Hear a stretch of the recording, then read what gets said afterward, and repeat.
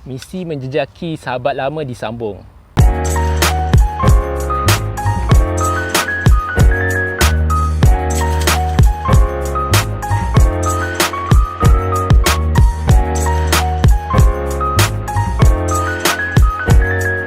Salam semua, anda sedang menonton siri kembara Anak Muda Trans Siberia bersama aku lagi, Iggy.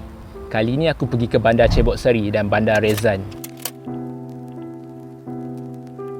Kalau bukan sebab kawan aku, memang aku tak pergi bandar ni. Dah halang-halang sampai Rusia kan, sehaluan pula. Jadi aku decide untuk lawat sebanyak boleh kawan aku kan. Kira macam off the grid sikit. Jadi lepas aku habiskan masa 3 hari 2 malam dekat Kazan,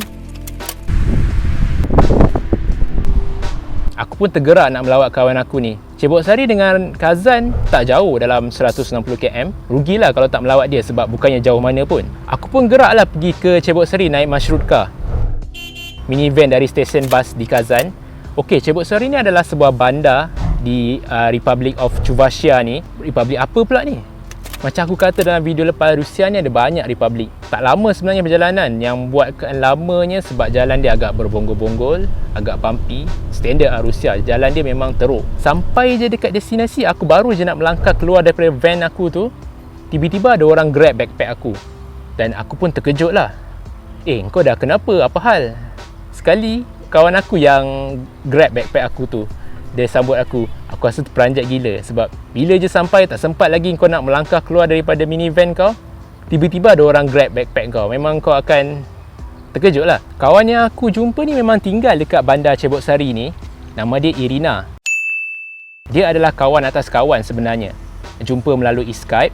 Aku Skype dengan kawan aku seorang ni daripada Rusia juga. Dia ajak sekali kawan dia yang si Irina ni. Mula-mula agak malu juga. Lama-lama aku pun berkawan dengan dia, rapat. Kira kawan atas kawan lah. Bertahun juga aku kenal dengan diorang ni. Boleh kata rapat jugalah. Masa aku dekat Kazan lagi, aku dah beritahu dengan dia yang aku nak datang melawat. Dan dia pun sangat happy. Dia kata dia nak sambut aku. Hari yang aku tiba tu sebenarnya dia ambil half day semata-mata nak jumpa dengan aku.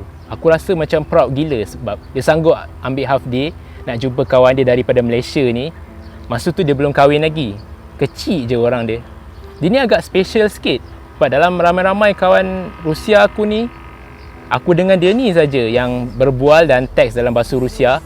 Sebab dia tak reti berbahasa Inggeris.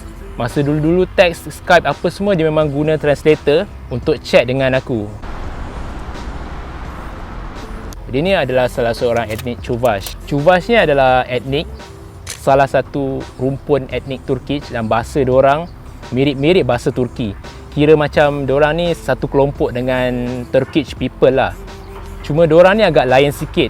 Beza dari segi fahaman agama, yang diorang boleh katakan hampir semua beragama Kristian Ortodoks. Daripada segi rumpun Turkic dekat dunia ni, kebanyakannya adalah beragama Islam. Contohnya, rumpun Turkic adalah Kyrgyz, Kazakh, Uzbek dan lain-lain. Kebanyakannya tinggal di Asia Tengah dan sebahagian besar wilayah di Rusia ni. Kira diorang ni, kalau dari segi sejarah, diorang ni antara golongan yang tak adopt agama Islam. Baik, kira aku sampai sana ni, aku kira guest dia. Cuma dia tak bawa aku balik rumah je sebab dia duduk dengan saudara dia kan. Nasib baik. Lepas dia carikan aku hostel berdekatan, belikan aku makanan semua, dia bawa aku jalan-jalan tunjuk bandar Chebok Seri ni lah. Dia bawa aku dekat sebuah dataran ni. Ada sebuah rumah lama dekat situ. Aku tanya dia, ini rumah apa? Kenapa siap ada plat apa semua ni? Macam monumen rumah sejarah. Jadi dia kata, inilah rumah wira perang masa zaman perang sivil dulu. Nama dia Vasily Chapayev, komander perang Red Army. Dia meninggal pada tahun 1919 di bandar Kazakhstan. Lama dulu, kira-kira 100 tahun dulu. Ini rumah yang dia lahir. Tengok macam mana kerajaan Rusia, diorang menghargai, diorang masih preserve sejarah diorang. Wira-wira perang yang dah lama gila tak ada, tapi diorang masih lagi preserve rumah diorang di mana tempat diorang lahir. Dah ambil gambar semua, dia pun bawa aku ke satu lagi lokasi menarik ni, sebuah dataran yang ada monumen statu besar yang dipanggil sebagai Monumen Materi. Materi ni bermaksud ibu dalam bahasa Rusia. Jadi patung tu rupa dia seorang perempuan yang memakai pakaian tradisi bangsa Chuvash ni. Monumen ni tinggi dan di atasnya berdiri megah patung ibu tadi. menghadap tebing sungai. Sebelum sampai ke monumen ni, kita kena merentasi sebuah jambatan untuk sampai ke seberang monumen. Waktu musim panas memang ramai orang lokal datang sini, lepak, ambil gambar semua. Satu aku perasan ketara sangat dekat Rusia ni, diorang ada banyak buat dataran. Setiap bandar memang ada dataran. Dan semua dataran tu memang dikaitkan dengan sejarah Soviet Union dan Red Army. Mana-mana bandar aku pergi mesti ada dataran yang dipanggil plощадь.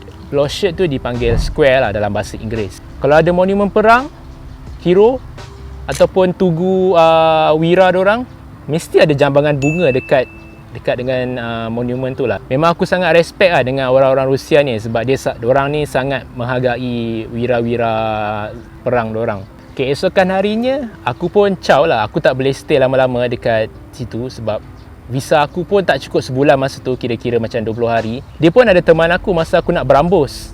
Dan aku kata dekat dia, aku nak pergi ke bandar seterusnya, Ryazan, sebab aku nak lawat seorang lagi kawan aku ni yang tinggal dekat sana. Dia pun tanyalah dekat train station, ada tak train yang terus menuju ke Ryazan? Malangnya train tak ada menuju ke sana terus, dan aku kena naik minivan menuju ke Nizhny Novgorod dan ambil lagi satu train untuk pergi ke bandar Ryazan ni. Dan berjaya dapat tiket semua masa untuk ucap selamat tinggal lah. Dan aku paling suka bila aku berambus daripada suatu tempat tu, ada orang teman ucap selamat tinggal. Rasa lebih dihargai dan terharu lah katakan. Dipendekkan cerita, dapat bawa in minivan dan menuju ke Nizhny Novgorod. Sampai sana, aku ambil lagi satu train untuk menuju ke Ryazan ni, train direct. Harga tiket train tu pula agak keras sebab dapat tiket kelas Firminy, train yang baik punya. Dan sampailah ke bandar Ryazan pada pagi esoknya. Hari tu aku cuma boleh cakap agak kelang kabut juga, sebab nasib baik aku sempat beli tiket ke Ryazan hari tu juga, kira macam last train. Kalau aku terlepas, aku tidurlah dekat train station pada malam tu. Sampai Ryazan pada awal pagi keesokannya, aku pun terus booking hostel, check in, ambil teksi dan terus belah menuju ke hostel tu lah. Kononnya nak buat surprise, aku pun contact lah kepada kawan aku ni dan bertanya di mana dia tinggal. Elok kawan dia tu respon, dan kawan dia tu pun inform lah yang si dia ni, aku nak jumpa dia dan bagi tahu aku sekarang berada di Ryazan, nak jumpa dengan dia. Ngam-ngam si dia ni pun teks aku. Aku ingat dia excited ke apa yang aku dah sampai ke bandar Ryazan ni. Sekali dia kata, dia teks aku, dia mengatakan hidup dia sekarang dah berubah dan jangan cari dia lagi. Bayangkan perasaan aku masa tu, memang rasa kecewa sangat. Datang jauh-jauh bersusah payah nak jumpa dengan dia, sekali dia decline macam tu je, macam tak ada perasaan. Aku terus rasa down masa tu. Bila orang yang dulu pernah rapat dengan aku kata dekat aku macam tu, apa yang aku harap terjadi sebaliknya. Aku rasa down sangat. Aku pun tak fikir lama, aku pun segeralah contact kawan aku dekat Moskow. Cakap aku nak datang Moskow pada hari tu juga, boleh tak, available tak untuk sambut aku. Kawan aku dekat Moskow ni pun bagi respon positif dan dia kata dia sudi welcome aku di Moskow pada malam tu. Kira kawan aku ni save the day jugalah. Dah dapat green light semua, aku terus check out hostel masa tu juga dan pergi ke bus station untuk cari tiket ke Moskow. Dengan hati yang sakit, duit hostel aku pun burn, tiket train pun burn, meninggalkan bandar yang aku anggap sebagai malang ni.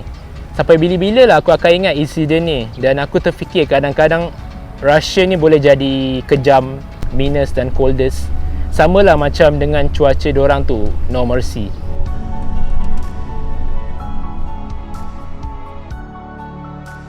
Setakat tu saja pengalaman aku di dua buah bandar ni. Satu pengalaman positif dan satu lagi yang negatif.